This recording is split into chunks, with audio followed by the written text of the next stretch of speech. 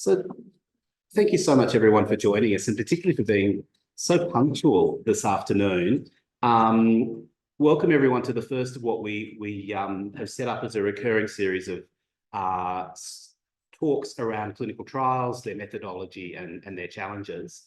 I want to first start by reflecting. We all come together today to share knowledge around this particular area. It always strikes me we're on this beautiful campus, that we're in a place where people have been coming together for generations to share knowledge in exactly similar ways. And so I want to start by paying my respects to the traditional inhabitants of this area, the Ngunnawal people, and saying how humbling it is to be continuing that tradition in our own way today with these lectures. Clinical trials are a relatively new area of activity for our national university, and that's really been a vision of not only our speaker today, but the leadership team around him in recent years. We really wanted this series to serve as a forum for that community of practice to come together at our university to reflect on the challenges. I continue to believe that clinical trials are the most fun you can have in research, but more importantly, they are the way by which we take discovery science or population science and translate that into human health, which ultimately is a huge part of the motivation that we all have when we come. So we've deliberately designed a series to showcase people who've done trials that are unusual or difficult or different in some way, and with the intention not just of seeing their data, but of understanding how the data came to be and what the methodological challenges were. And this gives you a sense of the season for the rest of the year after Prof. Gruen's presentation, which I think you'll agree is diverse in many ways, in the nature of the people speaking and their career stage, and also in the topics that they'll be speaking about, but all joined together by that thread of trials. So that was our intention. I'm extremely grateful to Dr. Lizzie Webb and Dr. Paula Gonzalez, who have been the chairs and will be the chairs of this session, who've drawn all of this together, and to Kasapa for all of his help in organising the technology behind it. And I'm delighted that so many of you have been able to come in the afternoon and join us. And I'll hand to Lizzie to take over the formalities. Thank you very much. So I'm very pleased to introduce Professor Russell Gruen, our Dean of the College of Health and Medicine, as our inaugural speaker. I don't think he needs much of an introduction in this setting, but for those of you who don't know Russell, he's a specialist trauma surgeon with a PhD in health services research, as well as further qualifications in medical ethics, health policy, and business management from Harvard. His work has been at the interface of surgery and health systems with a focus on low resource settings. And today he's going to be presenting on his recent clinical trial on pre-hospital tranexamic acid for severe trauma, which was published in the New England Journal of Medicine just last year. So welcome, Russell, and thank you. Thank you, Lucy, and thank you, congratulations on a really important gathering for all of us to learn more together and advance the capabilities of clinical trials here that you can support. I too want to acknowledge the traditional owners of the lands of the meeting, pay my respects to the elders, the normal Mandurri people, recognise their contributions to our academic and social lives, and to commit to walking with our First Nations people, learning from and to advancing their health and well-being. As Lizzie said, before my life as a dean, I spent 20 years as a trauma surgeon. And this was my office and my laboratory in many ways. The emergency department of the Alfred Hospital, of the Royal Melbourne Hospital, and places like that, where people were brought to us after sustaining things like this. Road crashes were the majority of our work. Occasionally interpersonal violence, for those of us who trained in the US knows and found the far more familiar in that environment.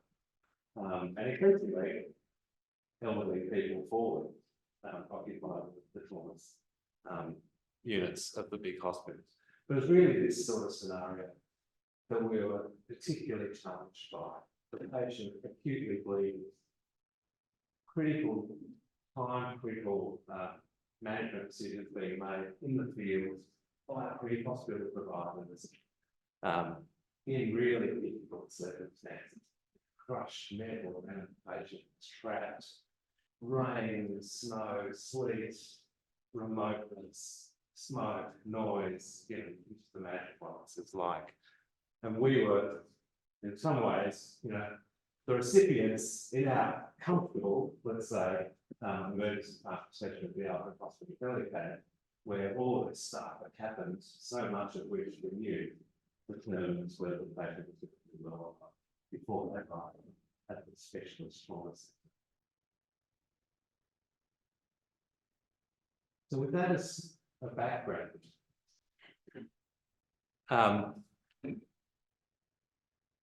there have been a lot of developments in trauma care and trauma prevention in Australia that Australia can get more leading on. Right, from 2009 to 2015, I was working at the National Trauma Research Institute, based at the Albert partnership with Monash University. But we did things like set up a trained trauma registry, initiated a number of clinical trials, I couldn't talk about today, and wrote a history of the Victorian State Trauma System, from which we pulled this chart, which is about the legislative interventions that helped Victoria go from being the jurisdiction in the world with the highest per capita road death rate in 1969, having the highest in the world. Why? Because there was a 6 o'clock swill that was famous. People, males, leave work, go to the pub, down a few, and then go home. And a few of those. And in 1969, Harry Gordon, then editor of the Melbourne Sun, declared war on 1034, the number of patients who died on the road to Victoria the previous year, and put a story about a young person who died in a road crash on the front page of the Sun every day for 3 months. And in 1970, Victoria became the first jurisdiction in the world to have compulsory 3-point seatbelt legislation. And it's led a whole lot of subsequent road safety initiatives around food, luggage buses, guidance and silence sensors. Here, the absolute number of people who died on the road to Victoria, as you can see, responded to that. In 2001, Victoria also learned that there were people dying on the road after they were injured because they didn't get the care that they should receive. And that triggered the development of a plan for a Victorian state trauma system. And I'll come back to that in a minute, the effectiveness of that, because it's a big part of this.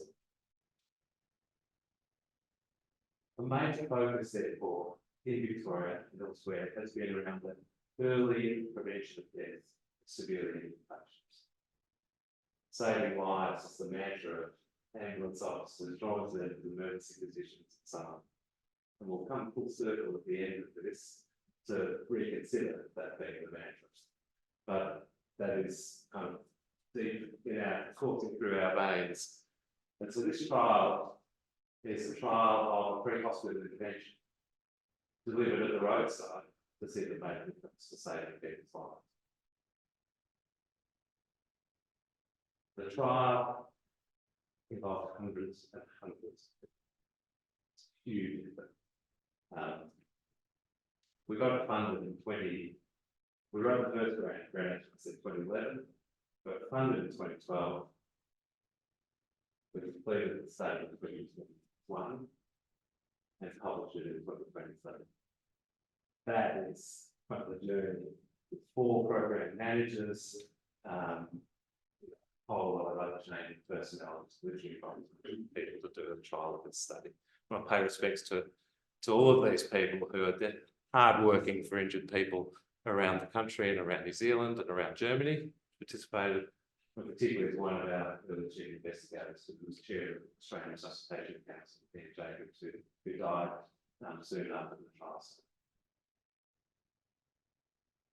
The aim of the study was to evaluate the safety and effectiveness of tranexamic acid, simple injectable drug, old drug, off patent, not fully off patent, cheap as chips, injected at the roadside to severely injured patients who are at risk of a condition called acute traumatic coagulopathy, which is a particular set of circumstances that I'm describing in that. Where the primary outcome was not just survival, but quality of survival 6 months after death. And we were asking this question in the context of the Australian trauma system. The importance of all of that will become apparent. For those of you biomedically oriented, you know tranexamic acid provides an analog. It interferes with the binding of plasminogen to lysine residues, which would subsequently trigger cleavage of plasminogen, the inactive circulating compound to plasmin, highly active protease, which does a bunch of things, one of which is break down established blood clots. And what you can see here is exposure, abnormal exposure of polylysine residue to damaged tissue can cause an unwanted increased level of plasmin, which breaks down clots of different line subtly. And so this is this condition of acute traumatic coagulopathy, which was only recognised in about 2003. That happens within minutes of severely injured patients, and it's a major reason why severely injured people die. Tranexamic acid had been discovered long before, in the 1950s. It's a relatively simple drug, and it's been used in elective surgery to reduce the volume of required blood transfusions. And you can see from the cumulative meta-analysis on the left side that actually that on the basis of all of these trials leading up to 2012, there was very good evidence that tranexamic acid was effective in reducing blood transfusion volume in elective surgery. Then there were two big trials in 2017-22 published in cardiac and non-cardiac surgery patients, which supported the same. And none of these trials were powered for mortality, but they really led way to the idea that the tranexamic acid reduces bleeding. The first major trauma trial of this was the famous trial called CRASH-2 trial, published in The Lancet in 2011. They involved 20,000 patients, huge study. Very simple protocol. Patients meeting the criteria of likely bleeding, based on blood pressure or heart rate, were given a bolus of 1 gram of tranexamic acid and an infusion of another gram over 8 hours. And the primary outcome was whether one of the patients survived. And it was the first major trauma trial to show a mortality benefit. And it was really very exciting for the trauma community. The thought that you could actually do something simple as giving a drug to someone with this complicated set of circumstances has been really smashed up and actually improve their survival. The first time that had happened. And it seemed to be done, mediated through prevention of hemorrhage, as shown here. The deaths due to bleeding was the main association. And the flip side of stopping bleeding and stabilizing clot is prothrombotic events. So venous thromboembolism, which we try to prevent in trauma patients a lot. It's the balance between coagulation and anticoagulation. They didn't seem to be raised to a significant degree in that trial. So interesting. But one of the complexities in this trial was there was a therapeutic window, and it seemed to be effective if given within 3 hours of injury, but if given beyond 3 hours of injury, it actually seemed to be non-inefficient. No one's ever really explained that. There's a bunch of hypotheses around that. It's very unusual to have a drug that has a direction in one effect, one direction up to a point in time, and then the opposite direction. Well, that's what this seemed to have. So it's left us a bit of unknown. There was lots of interest in this trial, as I said. But when we dug deeper, we started asking questions, well, what does the CRASH-2 trial require for how we should manage trauma patients in our setting? So when we're looking at CRASH-2, it's 20,000 patient trial coordinated out of the London School of Cardiology. We realised that actually the vast majority of patients enrolled in the trial were enrolled in low-income country settings. And they utilised a wonderful research network, trials network, that had done all sorts of trials, infectious diseases and other topics for this trauma trial. But there were very, very few patients enrolled in circumstances that had the sort of developed trauma systems that I just described, the Victorian and Australia, actually just this number here. Now, the trials didn't like being kind of accused of that, or suggested that somehow they were, the trial might not be relevant in high income country settings. And even the suggestion led to this interesting and entertaining scientific debate, say, between anybody who took sides in that debate. But the best way to answer that was to do a trial. And so that's what we decided to do. The reason we made the point comes back to the point that I made earlier around the impact of an organised system of trauma care. So Victoria had realised that through the 1990s, they looked at all patients who died on the coast through a panel review process and found that the percentage of patients who potentially had preventable deaths or had preventable deaths, as concluded by the committee, was up around 30% and it hadn't changed throughout the course of the decade. And there were patients who were just clearly not getting the care they needed instead. They've been taken to a small hospital, the primary hospital, that couldn't deal with the injuries that they had. And there are other deficiencies in care. And so the state, under the guidance of Robert Doyle, who was then the secretary of the Liberal Party, and became Lord Mayor at the time in Melbourne. He led a committee process where they designed a state trauma system, which became the NP. And I wrote a book about it with Peter Bragg, my co-author. It's really a fantastic story of how, jurisdiction with the highest rate of deaths per capita to the jurisdiction with what was regarded for 10 years to be the very strong system. That's a great success story. But the numbers that really attested that claim to these, this is the odds that any patient seriously injured would die after their injury per year after the introduction of the Victorian State Trauma System in 2000. And what it shows is that by 9 years, the likelihood that any patient would die had halved compared to before the trauma system. Now that's extraordinary.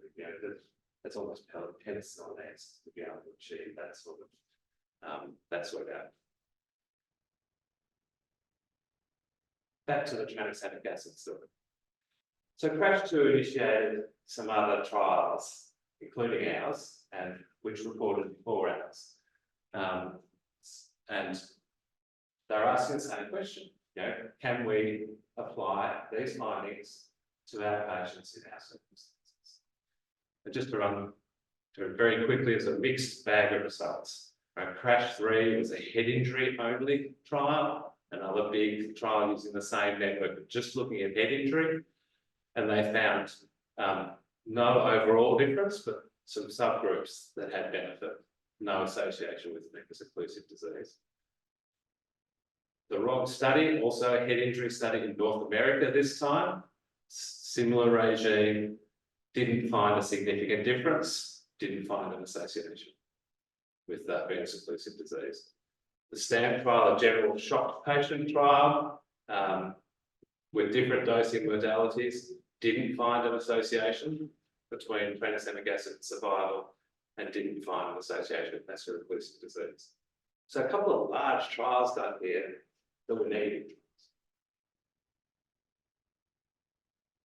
Then there are a couple of other trials that did show an association with venous-occlusive disease, kind of substantiated that concern. So one was the trauma trial, which showed sort of dose-dependent increase in venous thromboembolism.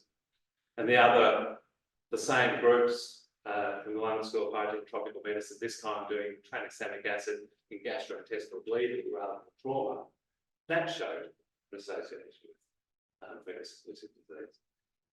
So during the course of our trial, the PASH trial, these trials all reported that the answer was not clear. as to whether we should be using tranexamic acid for our patients or not. Was it going to be beneficial? We didn't know. Was it going to be harmful with musical symptoms? We didn't know. So actually, the stage was set for the reporting of our trial. But now go through the trial itself. Well, before I do that, just to say, these are highly protocolized responses that ambulance and services in hospitals have.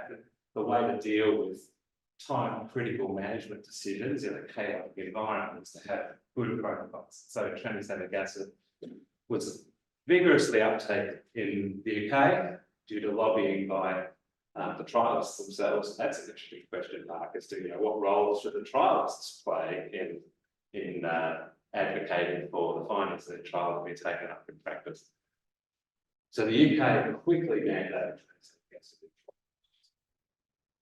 In the US, a completely different story. There are some places that instituted new protocols.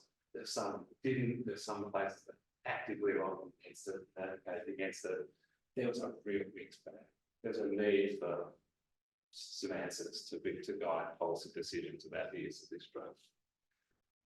And so in Australia, at least we felt when we wrote the trial, there's sufficient equipoise to ask the question and to randomise patients to receive the drug or not. Remember, to be ethical in doing a trial like this, you have to have a sufficient question in your mind that you don't know which is the right answer. If you're sure about which is the right answer, it's not a trial. Because for every patient randomised to the other arm, you're doing it with harm. Or you know you're doing it with harm. You think you're doing it.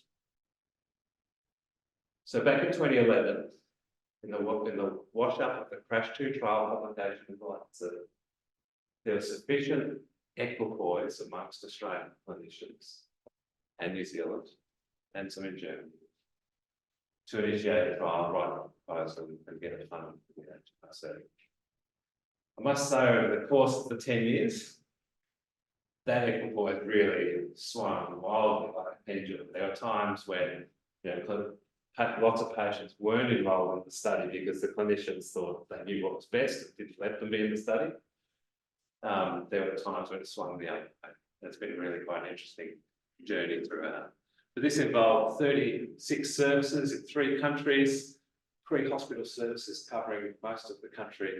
Unfortunately, the only jurisdictions that couldn't do it were West Australia, largely because then Jacobs died just at the time, but we were trying to get it through West Australian ethics and so on. And the ACT, and it wasn't through want of trying. It was just the beautiful health legislation that had just passed here in around 2009, 2010, made it impossible to enrol a patient into a clinical trial without it. And of course, this trial required enrolment of severely injured patients who couldn't get consent.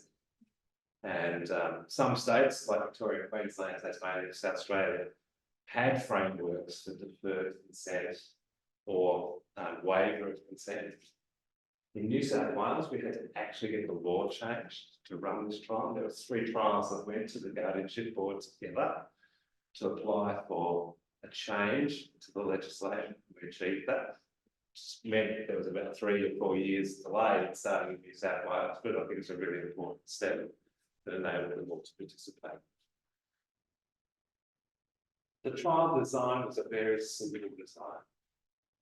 Identify the patient at the scene, randomise to either getting tranexamic acid or a matched placebo. I'll show you what that looks like in a minute. The bolus dose is given, the patient gets transported, it's all unusual treatment, transported to hospital, handed over to the hospital emergency department, including a pack, and as part of their workup in the hospital emergency department, they get the 2nd dose in an 8-hour infusion. The same protocol as the CRASH-2 trial had used. There's some blood tests at regular times.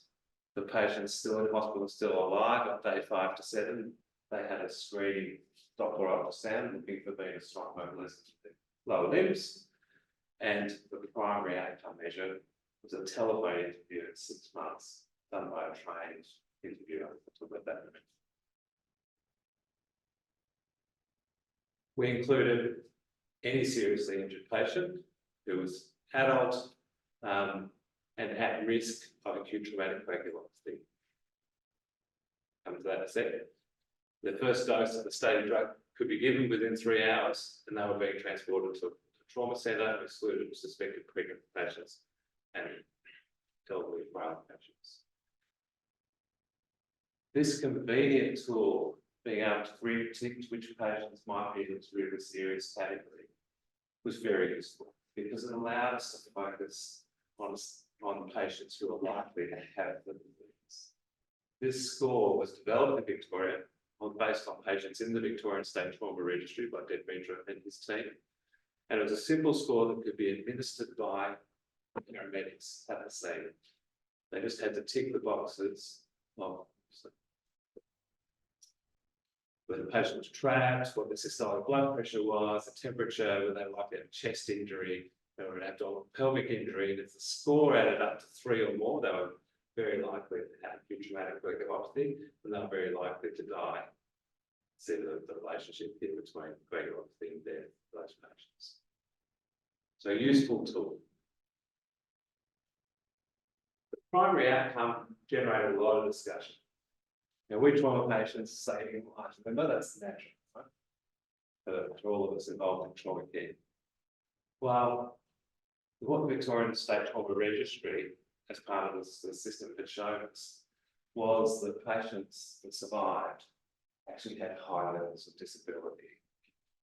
1 year, 2 years, 3 years after injury. For example, of the major trauma patients, 20% hadn't, over 20% had made a full recovery. Third had not returned to work or school until 12 months after injury. Mental health, physical health scores were severely impacted.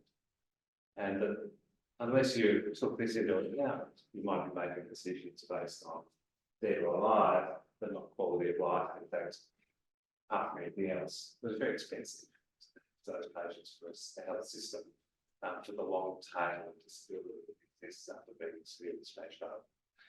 So we decided actually, we could get the dead or alive data, but we could get a lot more information if we followed them up 6 months rather than when they left hospital. And if we used a standard functional outcomes, Glasgow outcomes score of effective, it's an 8-point scale that went from being dead through to full recovery. And we dichotomized it, so it was a 1-0 outcome for the point of statistical analysis. And we dichotomized it at that midpoint level, dividing up moderate disability and severe disability. We pre-specified subgroup analyses, important in doing a trial to say what subgroups you are going to do in advance, so you don't get confused with cherry-picking results.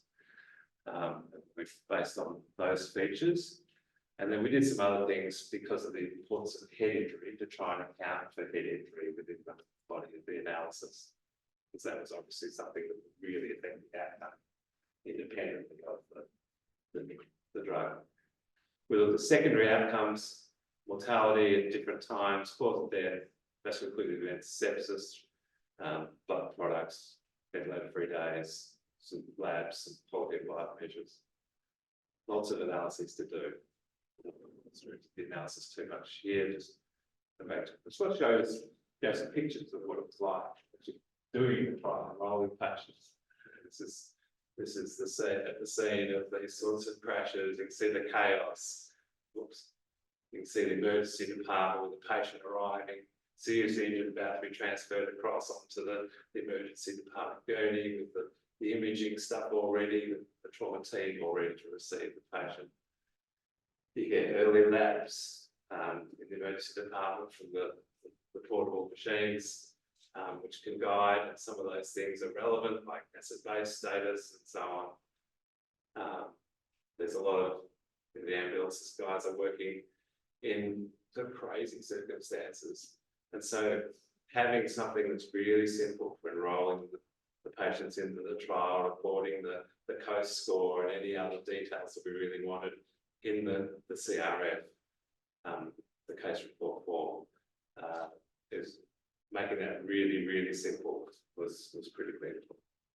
And we built an app that could be used, reminders that went on the back of people's badges so that they didn't forget to enrol patients who might be eligible.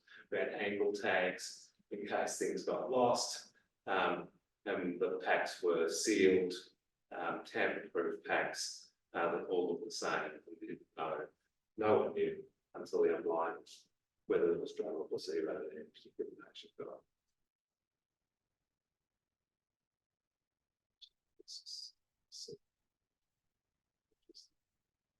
So what do we find? Well, first thing you do is you want to make sure that the procedures of the trial. So did the randomization. That's really critical. Remember, a blinded randomized trial requires the randomization to work. So any patient had an equal chance of finishing up in one group or the other. Nobody knew which one was which and could bias the way they treated the patients based on their own preferences. And the assessors similarly didn't know which patient was in which group. So when we looked at the 1,310 patients,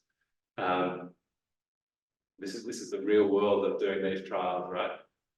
3 we lost the packs in the field, had no idea whether they were randomized to one group or the other, so they had been taken out. Right? Of the rest, this is the randomized to tranexamic acid, randomized to placebo. Some of those patients, not many, which drew consent to use any of their data, so they had to be pulled out. Fortunately, very few, no real bias between the groups. And so this left 657, 643 in the intention to treat population. And most trials these days would report on the intention to treat analysis, that is the group assigned, rather than necessarily the group as the basis of what they received. Like for some of those, there'll be some crossover, there'll be some patients that were randomized to get the drug, actually didn't get the drug, etc., etc. So a standard approach to doing big clinical trials like this is intention to treat analysis, keeps everybody honest. And then there are a few patients that withdrew consent and a few more who were lost to follow-up, which meant those that had primary outcome data were about 87% of the total population. This is a really important chart. This is the consort though, which should be something you look at early. I'm trying to interpret whether the trials are well. You've got just like every patient, they're out to check the randomization worked. Next question, did the randomization work? Is how similar, how balanced were the groups? Because remember, in a randomized trial, the only thing that should differ between the groups, whether they got the intervention or not. Everything else should be balanced. But that's the beauty of a randomized trial. Requires sufficient numbers of patients to do that. And that's why the sample size calculation is so important. You can see these are very well matched in terms of age, gender, mechanism of injury, percentages are very similar. They're a sick group of patients. More than a third of them are profoundly shocked on their first blood pressure. They're cold. A third had Glasgow coma scores that indicated severe head injury from the start. GCS is not a great indicator of head injury, but to come back to that later. But this is a seriously injured population of patients. And you can see that some of them, well, here we go, here's the injury severity score. That's very high, 29. And then some of them had things that might interfere with the findings, like previous anticoagulant use or antiplatelet use. And then a bunch of them have got blood transfusions before they got involved into the trial. And there's quite a lot of pre-hospital services actually carry blood, even as the first response to the shock patient.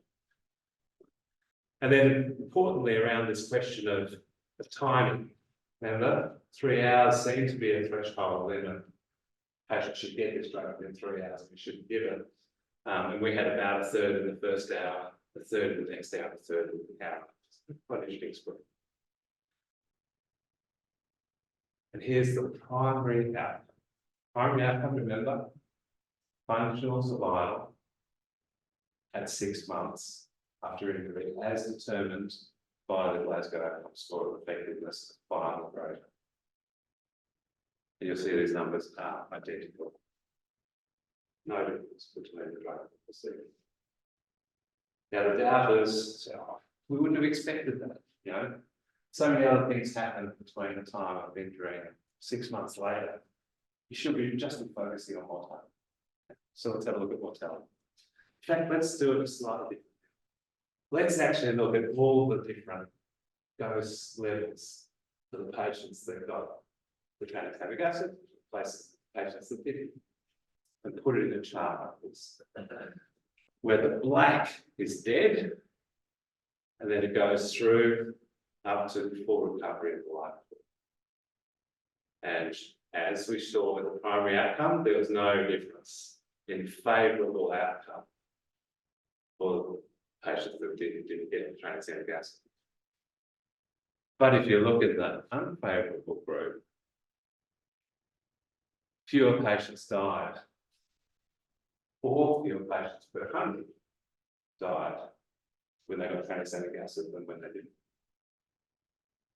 And the second observation, which should follow pretty quickly, is that almost all those patients appear to 6 months in Glasgow outcome score 3. What is Glasgow outcome score 3? Severely disabled, highly dependent individuals who need care for most of the day. Can't go in hours without having a care.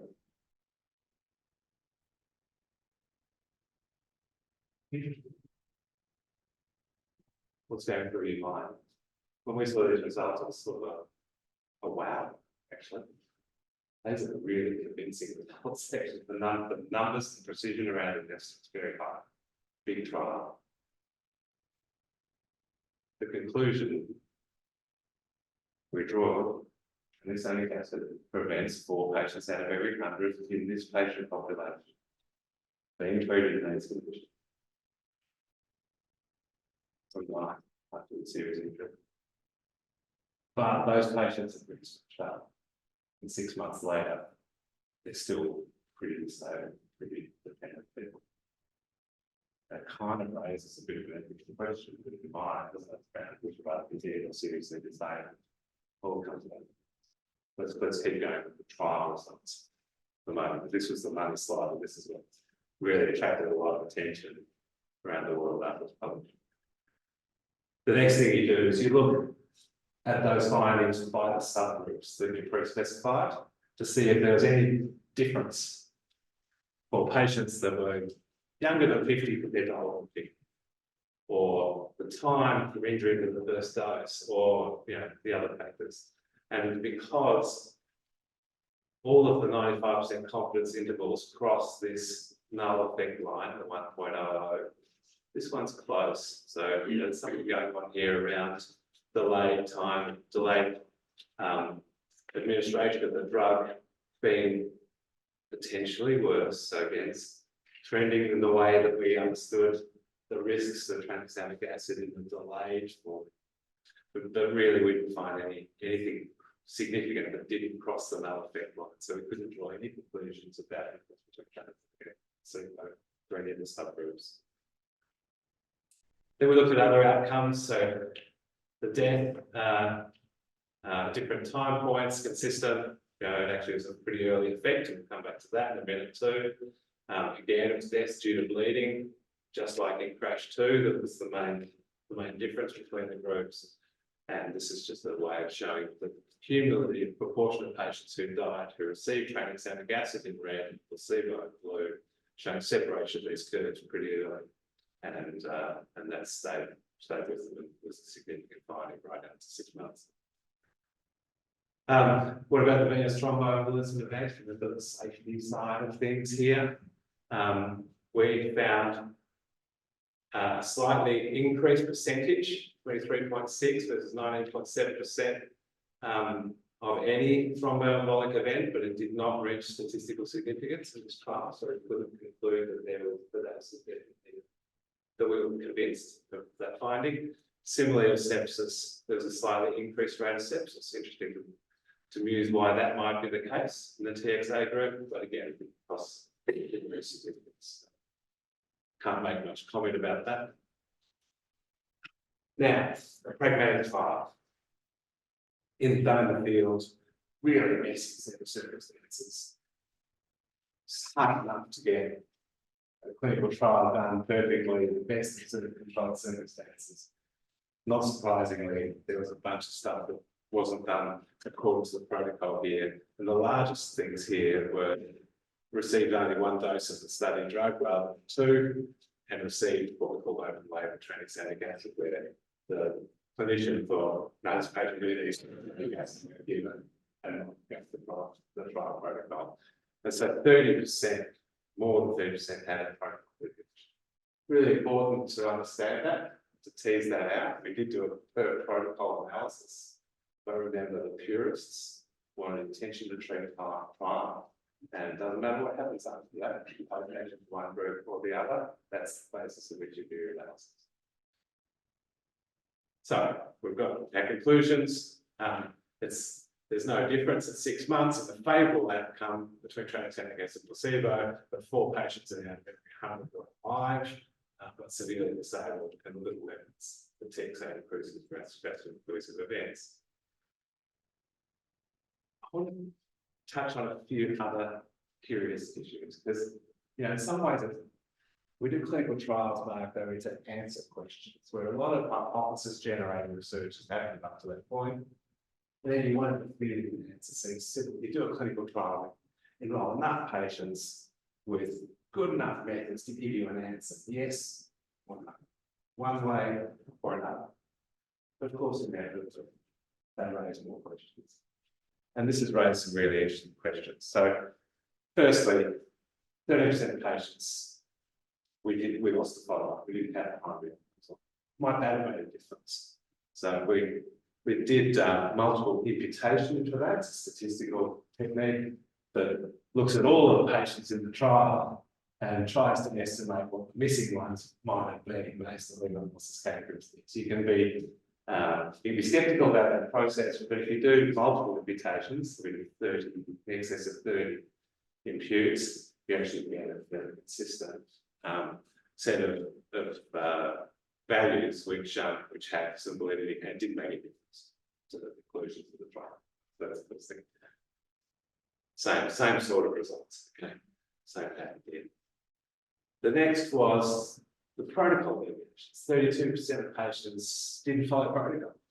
Did that make a difference? So we did a per protocol analysis, not looking at which group they're allocated to, but whether they actually received tranexamic acid or not. Fortunately, that didn't make any difference. So it's 59.6, 59.5 for the primary outcome, and again, very similar pattern of results. So we don't think that made a difference. A really important question was, is 6 months really long enough to follow up? Because if you've noticed the severe injury, it can take 2 to 3 years, but still improving a bit, right? The key thing was not whether patients would continue to improve, but whether there would be a difference in their continuing to improve from one group to the other. And that's what we're looking for. And so we actually had longer term follow-up data for GOES in Victoria, because those patients enrolled in the Victoria State Trauma Registry use the same technique of telephone interview at 12 months, at 24 months, at 36 months. And so for the portion of patients in patch, 307 of the 572 in this group, 209 and 559, were enrolled in Victoria, had 6 month data. When they went out to 12 months, we had 205 and 194 patients, and then 182 at 24 months. So we can get an idea of these long-term outcomes with diminishing numbers every time. And while there's a bit of bouncing around, there was no reason for us to believe that the results would be different if we'd taken the primary outcome measure at 12 months or 24 months. So we couldn't discount our findings based on this data. What about brain injury? Patients that sustain brain injury are not going to be functioning very well at 6 months or however long afterwards, because their brain injury irrespective of the drug. So important to get founder to take into consideration. Actually quite hard to tease these things out, in part because Glasgow Coma Score, a measure of consciousness, which is commonly used, is just that, a measure of consciousness, not a measure of brain speed. Affected by drugs, hypoxia, bleeding, sleep, all sorts of other things. So we also went back and looked at the records for the abbreviated injury score for head and neck as a diagnostic allocation made by the treating clinicians at the end of the patient's admission episode in hospital, based on CT scans and all the other things. So that's an anatomical but post hoc allocation of head injury. And then we plotted these outcome graphs on the 2.2 table, which had the Glasgow Coma Score divided into unfavourable, favourable with the x-axis, and the post hoc allocation to unfavourable, favourable head injury score on the y-axis. So you can tease out 4 groups. And it's sort of interesting, although the numbers are getting pretty small in the groups to make real conclusions. But the patients who are favourable of both were patients without head injury, right? Good heads. And there was, you know, again, the 4-point difference between the deaths and the no difference here in favour of that. The bad heads, bad in both groups. Interestingly, there's still a difference between the two in terms of mortality, and no difference really in terms of favourable outcome. But where it started to unwind a bit was here, and this group, the unfavourable Glasgow Coma Score, at the low conscious level, but actually not a head injury diagnosed at the end, is probably the patients who were hypoxic, who were bleeding, and who didn't have a head injury, but were given tranexamic acid, you know, made quite a bigger difference between the two groups, and a difference to favourable outcome. Only 92 patients, but an interesting finding in that group. And then it's hard to work out what these patients really were. These are probably neck injuries without a head injury. But for you guys, the other really interesting question that this trial asked for the first time is the immediate hyperacute effect of this drug. Remember, some patients survived because they got the drug that would have died. And we can plot the cumulative patients that died in survival curves. And I showed you the survival curves at 6 months. Well, let's do that out to 4 hours rather than 6 months. And this is from the point of administration of the drug or placebo. It's just a little vial, 10 mils of sodium chloride. One of those vials will have around tranexamic acid, the other wouldn't. Within, this is 30 minutes, right? Within 10 minutes, you see separation occurs. Certainly within 20 minutes, you see as much separation of the curves as is in this. So this is acting really, really quick. It's like making a difference on the end. No one's ever shown this before. How can't explain it? And I'd love you to be able to explain it, because it's really the next challenge around this, is understanding what is it that stops a patient dying when they're in death throes from hemorrhagic shock? What is the mechanism of death? What actually happens at that event arises? Patient crosses over from being alive, being dead. I've seen it many times with nurses. It's kind of a process that patient goes through a sort of agonical process, not like in the movies where it's not dead. It's a process. We see the breakdown of physiological mechanisms, the reflexes that support the blood pressure, brain responsiveness and so on. But there's something that this tranexamic acid does which interferes with that process of death, or protects the patient against dying. I don't think it can be about stopping the clock within 10 minutes. That's not the mechanism that works at us, is it? No. There's fibrinogen everywhere in the brain is full of it. So, and why is it there? So something is happening at a cellular level, it's it's a great mystery to unpack. And I think there's no better place other than here to unpack that sort of question. We already start talking about what sort of design would you have for an experimental trial to actually test that out. So that's really interesting. And then no difference on the subgroups really for that.